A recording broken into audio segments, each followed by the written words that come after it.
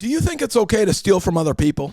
Now, I'm going to go ahead and answer that question for you because I think most people outwardly would say, no, I get it. I don't want to steal from you. At least I'm not going to tell you. If I am going to steal from you, I'm not going to tell you. So I recently got a bunch of money stolen out of my locker, and I went around telling everybody, hey, man, I was so mad. I was like, hey, I got all this money stolen from my locker. And everybody was like, oh, that's terrible. I'm sorry for you. And I was like, yeah, I left my locker open, and I forgot to lock it. And they were like, oh, well, it's kind of, you get what you deserve. You left money in there, and you didn't lock it. What do you expect? And that really bothered me. And I was like, that's a terrible attitude. And I got really upset with people that they're basically admitting, yeah, I believe it's wrong to steal from people. I'm not going to tell you that I would steal from you, but yeah, given the opportunity and you don't lock your locker, that's your fault. If you don't protect yourself from people stealing from you, then we're allowed to steal from you. And that's just a world I don't want to live in. And it seems like that is projected onto the world through the celebrities and through the famous people. They tend to promote death. I'm consistently pro-death. I'm for the death penalty, although I do believe in more DNA testing. My motto is, let's kill the right people.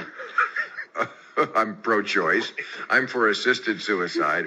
I'm for regular suicide. I'm for whatever gets the freeway moving. That's what I'm for. And death is a form of theft. And then they want to energetically steal your life through blood. They want to steal your blood. And it starts with stealing your mind, and then it goes as far as stealing your physical blood. The conspiracy is that vampires run this world, and they're trying to evolve into aliens. And His Royal Highness Prince Charles, who can trace his ancestry back to Romania's dark and distant past.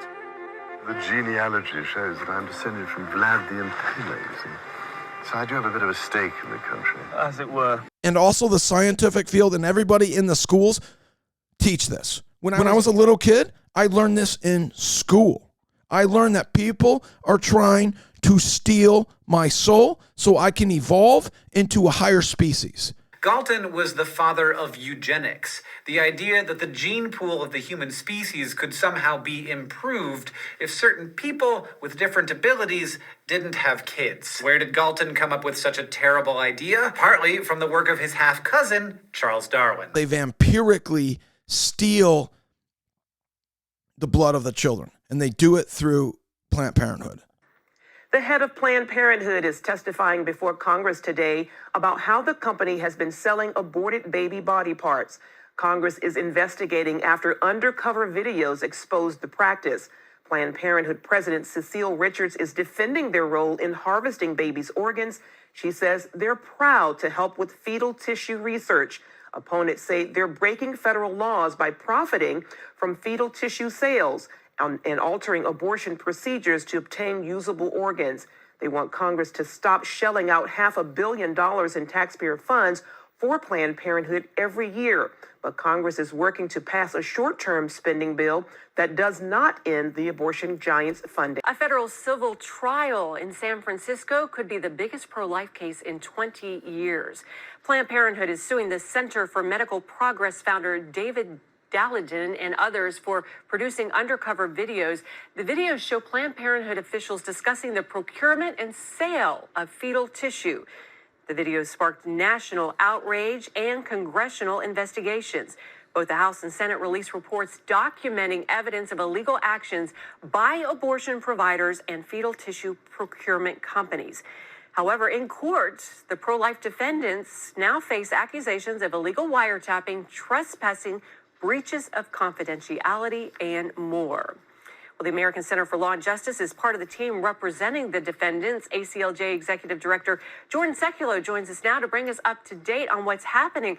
Jordan, Planned Parenthood fought hard to keep those videos from being shown in court. What are they afraid of? Yeah. Planned Parenthood, since those videos were released years ago, has done everything they can to make sure they never get seen again. So they have made sure to, take them offline, and they've got this order in court. And they got the judge to agree, actually, initially, that, the jury, this is a jury trial. It's a civil case, but a jury trial. And our client could face penalties, financial penalties in the hundreds of thousands of dollars. I mean, very serious trial here. But initially, the judge agreed, yeah, we don't want to make this case about abortion, so let's not have the jurors see the videos.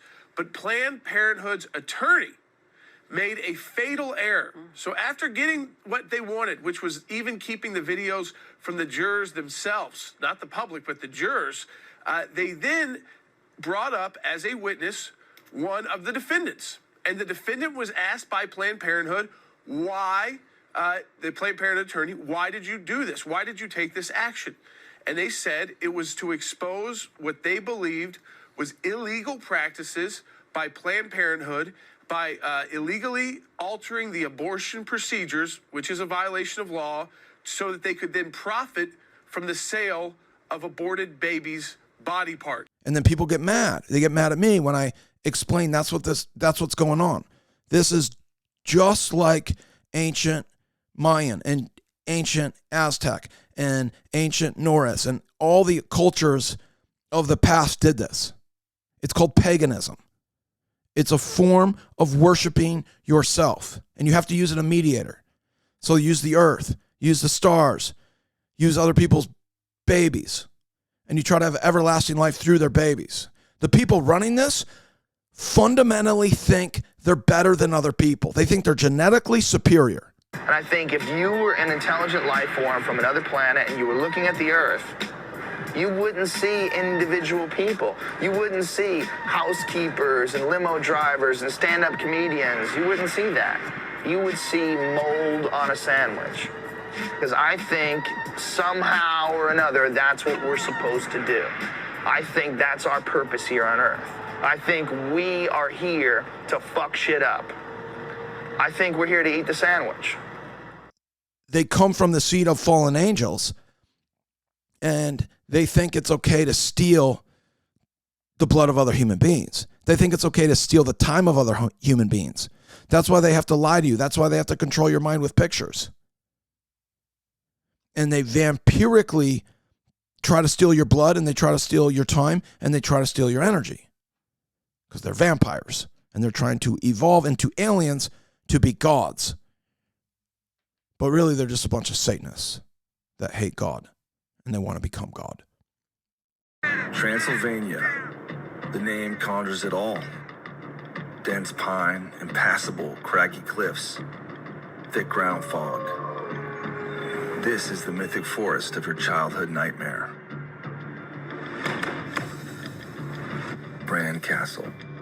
Billed as the last standing relic of a man some call Dracula.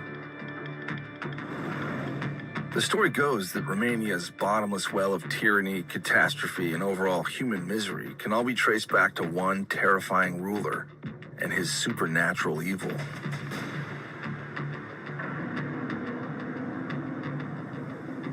Vlad III Basarab, better known as Vlad the Impaler, he was nicknamed Dracula, which means the son of the devil. Okay. The genealogy shows that I'm descended from Vlad the Impaler, you see.